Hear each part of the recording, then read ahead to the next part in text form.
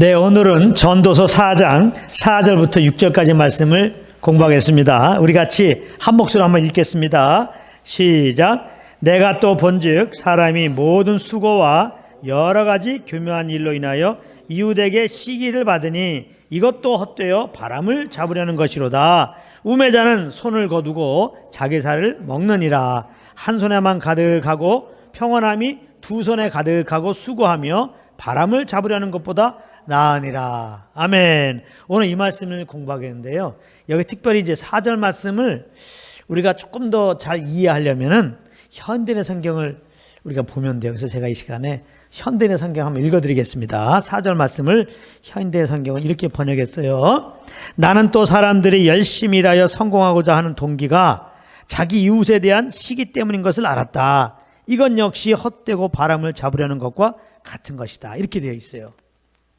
솔로몬이 자기가 이렇게 살아온 인생을 돌아오면서 또 해 아래서 이렇게 세상 사람들이 살아가는 것을 이렇게 보면서 이런 깨달음을 가졌다는 겁니다. 사람들이 너무나 열심히 산다는 거예요.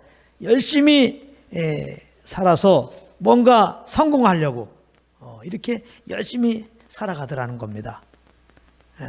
그런데 성령의 감동으로 딱 깨닫기는 어떤 깨달음이 많으냐? 사람들이 저렇게 열심히 이 땅에서 성공하고자 열심히 사는 이유를 가만히 보니까 이웃에 대한 시기 때문이었다는 것을 지금 알게 되었다는 겁니다. 사람들이 열심히 사는 그 동기가 시기 때문에 그렇다는 거예요. 시기. 그러니까 사람들 마음속에는 남에게 뒤지고 싶은 마음이 없는 거야. 남들보다 잘 되고 싶은 마음이 있는 거예요. 그러다 보니까 남들이 잘 되면은 이 시기심이 발동해서 배가 아픈 거예요. 우리 내려오는 속담에 사촌이 땅을 사면 배가 아프다 그러잖아요. 물론 사촌이 땅을 샀다고 전화가 왔습니다. 그러면 아이고 잘됐다. 이렇게 말은 할 수 있어요. 말로는 할 수 있어요.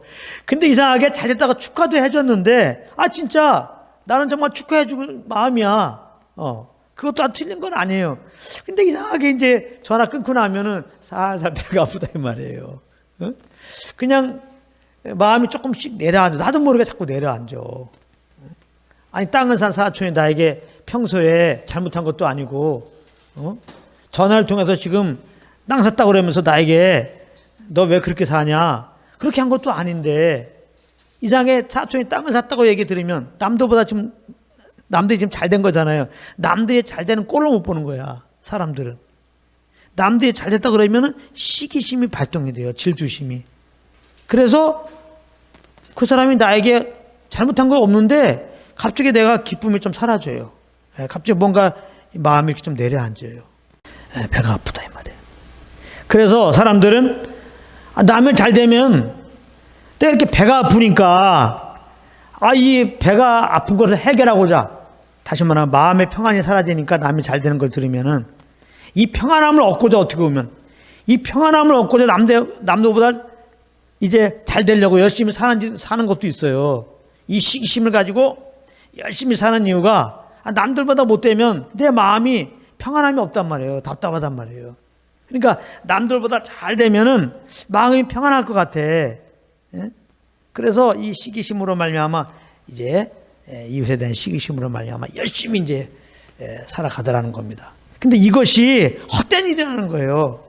헛된 일이다. 그렇게 남들보다 잘 되면 내가 좀 평안할 줄 알았지. 행복함이 올 줄 알았지. 그렇지 않다는 거예요. 그렇기 때문에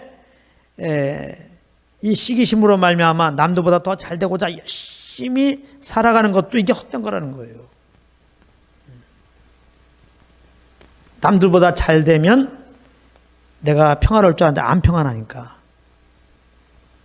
왜 안 평안할까? 왜 안 평안할까요? 다른 사람이 시기한단 말이야, 또 우리를. 사촌이 땅 한 평을 샀어. 그래, 내가 열심히 해서 땅 2평을 샀어. 그래서 사촌한테 전화하는 겁니다. 사촌, 땅 2평 샀어.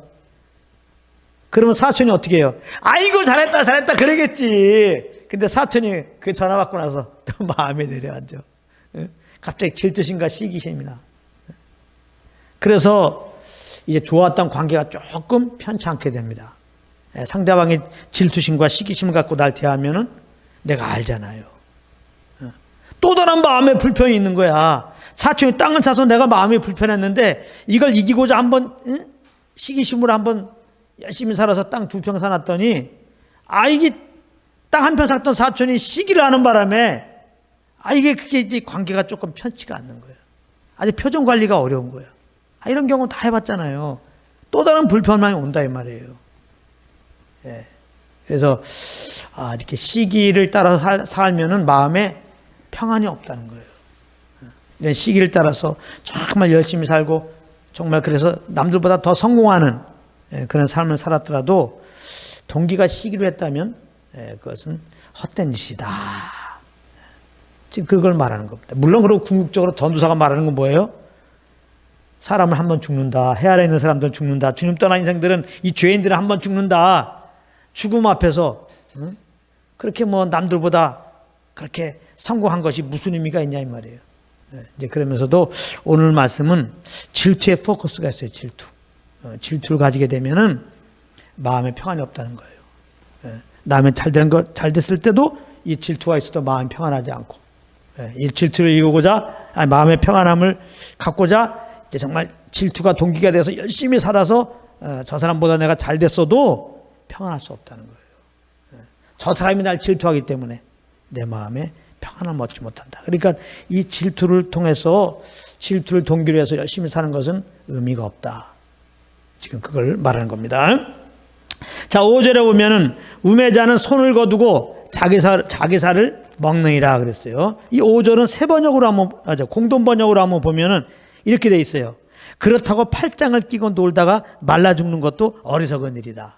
조금 더 이해가 쉬워서 오늘은 이렇게 이제 공동 번역을 인용했습니다. 그러니까 솔로몬이 말하는 것은 일하지 말라. 그게 좋은 거다. 일하는 게 그게 헛수고니까 일하지 말라지 그걸 말하는 게 아니에요. 일하지 않는 사람들은 그건 어리석은 것이다. 그러면서 6절에 한 손에만 가득하고 평안함이 두 손에 가득하고 수고하여 바람을 잡으려는 것보다 나으니라. 이것도 이제 이것도 이게 무슨 말인가 좀 그래요. 그래서 이거는 또 세 번역으로 갑니다. 세 번역으로 6절 적게 가지고 평안한 것이 많이 가지려고 수고하며 바람을 잡는 것보다 낫다 그랬어요. 좀 전에 이렇게 시기가 동기돼서 그렇게 열심히 하는 것은 다 이게 바람 잡는 거라고 그랬어요. 그러니까 그렇게 시기가 동기돼서 이렇게 이제 성공하려고 남들보다 앞서려고 많이 가지려고 이렇게 어떻게 보면 평안함 없이 그렇게 사는 것보다는 적게 가지고 평안한 가운데 사는 게 낫다. 이렇게 지금 말하는 겁니다.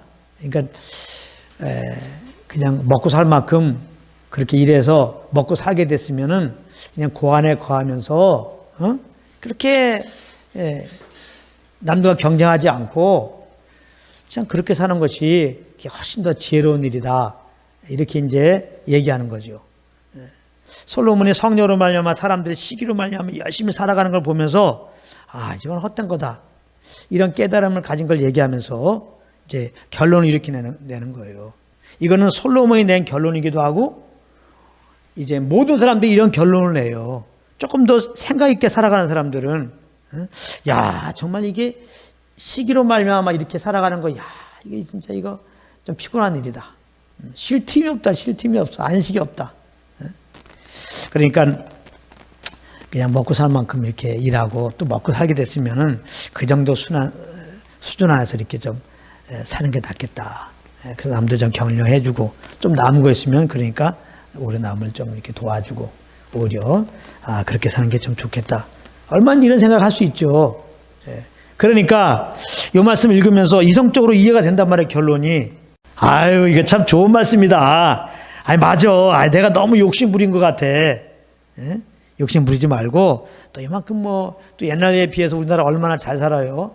이 정도 사는데 그냥 욕심 없이 그냥 또 현재 주어진 일에 그냥 만족하면서 이렇게 살아가는 게 이렇게 참 좋겠다. 이 정도로 이렇게 이제 이 말씀을 보면서 생각할 수 있는데 우리가 지난 시간에도 말했지만 성경은 그렇게 우리가 이 땅에서 이렇게 이제 평안한 삶을 위해서 어떻게 살아야 평안함을 살 수 있느냐 그런 지혜를 주려고 우리에게 이 말씀 준 게 아닙니다. 하나님이 우리에게 이 말씀 준 것은 우리에게 생명 주기 위한 거예요. 생명. 그래서 이 복음의 관점으로 성경을 봐야 됩니다. 복음의 관점으로 이 말씀을 딱 보게 되면은 사람들이 왜 이렇게 시기하며 살게 되는가? 그것은 하나님을 떠나서라고 말하죠. 성경에는. 첫사람이 아담이 죄를 범한 다음에 그 죄를 가지고 태어난 가인이 아벨을 시기하잖아요. 그 죄의 열매거든요. 죄성의 열매입니다. 육신의 일의 열매가 시기예요. 그래서 하나님이 자기 제사를 안 받고 가인의 제사를, 아벨의 제사를 받는 것 같으니까 가인이 아벨을 그 시기심 때문에 죽여버리잖아요. 우리 모든 사람들은 이제 아담에서 나왔습니다. 그 죄성을 가지고 나왔어요. 그 때문에 모든 사람들 마음속에는 그 시기심이 있다고요. 그래서 남들이 잘 되는 꼴을 못 봅니다.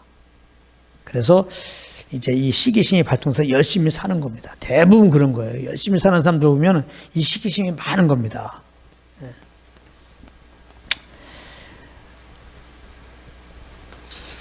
근데 오늘 말씀에 보면은 적게 가지고 평안한 것이 많이 가지려고 수고하며 바람 잡는 것보다 낫다 그랬다고. 적당히 우리가 먹을 만큼 이제 수고해서 이렇게 먹을 만큼 됐으면 그냥 평안하게 지내자. 이게 안 되는 겁니다, 이게. 적당히가 안 돼요, 사람은요. 내가 적당한 기준이 어떤지 모르지만 적당하게 이제 되잖아요. 내가 살 만큼 됐다. 거기서 안 끝나진다니까요. 자꾸 이게 비교가 돼요. 조금만 더. 근데 조금만 더 그게 자꾸 시기심이 발동돼서 경쟁심이 유발돼서 그런 거예요. 그래서 절대로 솔로몬은 그래서 적게 가지고 평안한 것이 낫다 그러는데 적게 가지고 다시 말하면 적당하게 살 만큼 됐으면 그렇게 살아라. 그게 안 된단 말이에요. 그게.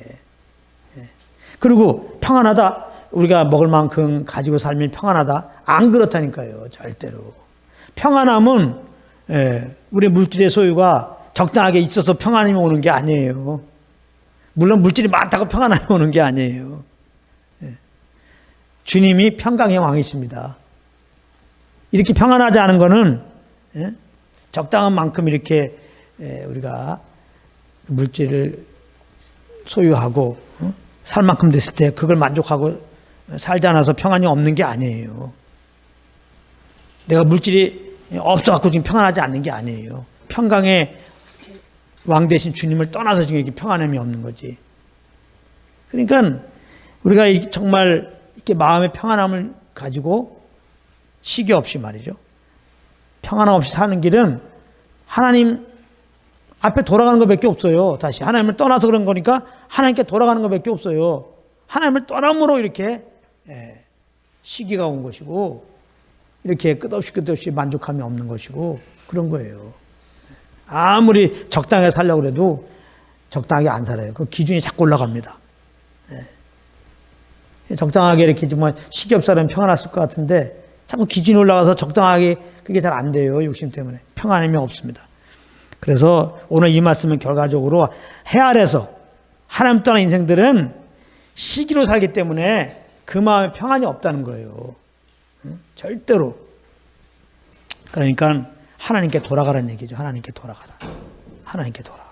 그럼 죄인이 하나님께 돌아가는 길은 심판받는 거죠. 죄인이 하나님 뺐으면 그 심판의 자리죠. 모든 사람들 한 번 죽잖아요. 그 다음에 하나님 앞에 설 날이 있어요. 그 심판날입니다. 그렇기 때문에 하나님께 죄인이 서면 바로 심판받잖아요. 그러니까 공의로우신 하나님이 죄인들이 자기 앞에 서면 그 심판해야 되니까 하나님이 우리 가운데 그 아들을 보내신 거죠. 하나님은 공의로우시지만 사랑이시잖아요. 그래서 그 아들을 심판하기 전에 보내서 그 아들에게 우리의 죄를 대신 짊어지게 하시고 우리 대신 십자가에서 심판받아서 피 흘려 죽게 하신 거예요. 그리고 이제 우리 죄를 다 처리하시고 삶 안에 부활케 하신 거죠.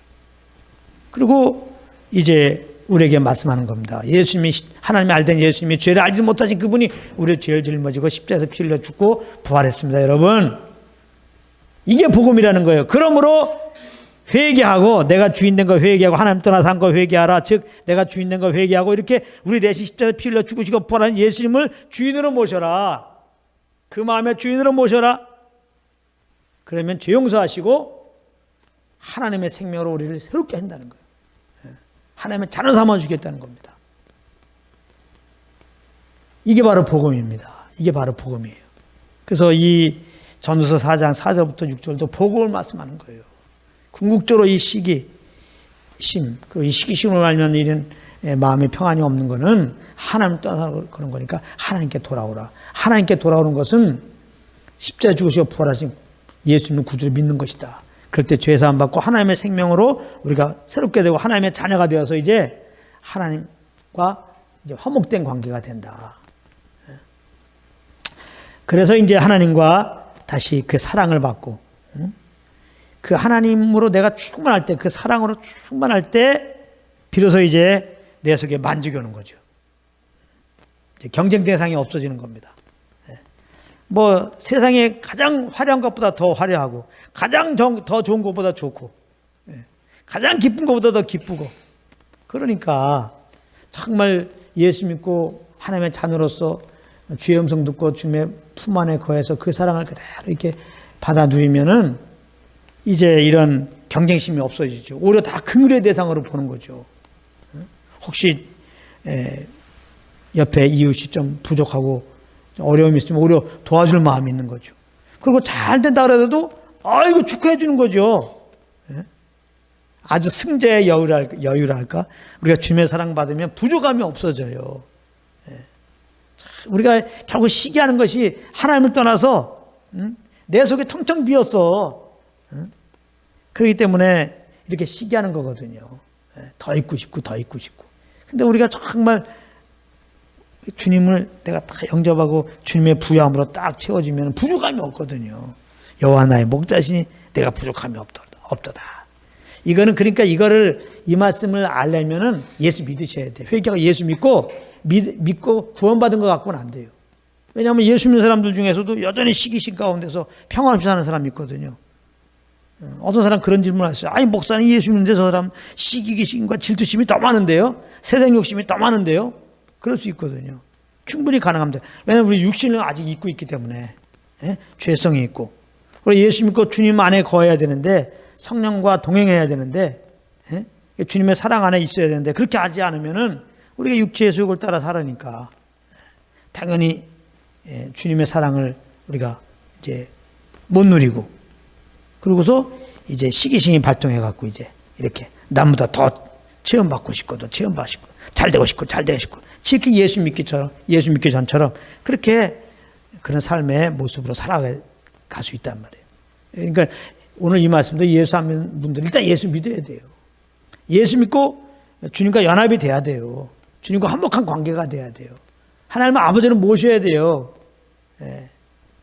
그렇지 않으면 절대 이 시기심에서 자유할 수 없어요.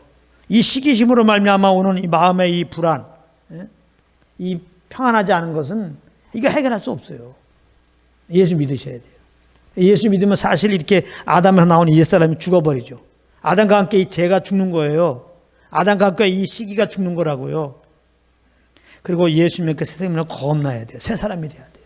이 새 사람은 시기로 사는 게 아니에요. 정말 주님의 사랑만 갈구하고 주님의 사랑을 받고 그 사랑으로 이렇게 정말 형제를 격려하고 위하는, 주님이 우리를 사랑하는 사랑으로 사랑하는 사람이 되는 거거든요. 거듭나야 돼요. 예수 믿고 거듭나야 돼요. 그 다음에 예수 믿고 거듭난 사람은 여전히 내 육신이 있다는 것을 알고 이제 정말 육체의 소욕을 쫓으면 안 돼요. 육체의 소욕을 쫓으면 옛사람과 똑같아요. 똑같이 시기로 사는 거예요. 시기로 동기가 돼갖고. 예수 믿고 구원받은 다음에는 이제 성령을 쫓아 살아야 돼. 이 속사람으로 살아야 되는데, 거듭난 사람으로 살아야 되는데 속사람 거듭난 사람으로 사는 거는 성령을 쫓아 사는 거예요. 성령님, 내 안에 계신 성령님의 길을 기울이고 이분을 통해서 예수 그리스도의 십자가에 내가 하나님의 사랑을 계속 알기 원하고 그것을 알아서 은혜의 하나님, 사랑의 하나님을 알므로 오는 그런 평안함, 주님을 알면 그냥 만족감이 오는 거거든요. 더 이상 우리가 시기날 게 없어요. 오히려 이 복음을 몰라서, 이 주님과 함께하는 비밀을 몰라가고, 함께할 때 오는 그 신령한 비밀을 몰라가고, 그 진정한 복의 비밀을 몰라서 이렇게 시기 가운데 이렇게 그냥 서로서로 경쟁하면서 피 터지게 살아가는 모습을 볼 때 안타깝죠.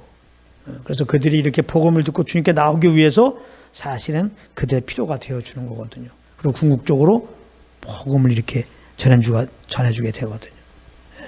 그리고 격려도 해주고요. 이제 배 안 아파요. 이제 자꾸 내가 그를 이렇게 격려해줘야 그가 나에게 마음을 열고 내가 전하는 복음을 받아들일 거 아니에요. 그래서 이제 오늘 말씀도 결국은 복음이었다. 우리가 하나님을 떠나 시기 가운데 이렇게 평안 없이 살고 있는데 여기서 해방되는 길은 다시 하나님께 돌아가는 거다. 하나님께 돌아가는 것은 우리 대신 십자가에 피 흘려 죽으시고 부활하신 예수님을 구주로 영접하는 거다. 예수 믿고 구원받는 거다. 그 다음에 거기서 끝나면 안 되고 이제 구원받은 다음에 내 안에 오신 그 성령의 인도함을 따라야 된다. 그래서 예수 그리스도의 십자가의 은혜와 하나님의 사랑을 계속 우리가 알아야 된다. 경험해야 된다. 맛봐야 된다. 주님의 사랑을 계속 받는 겁니다. 주님을 알수록 주님의 사랑을 받을수록 주님으로 내가 부해질수록 충만해질수록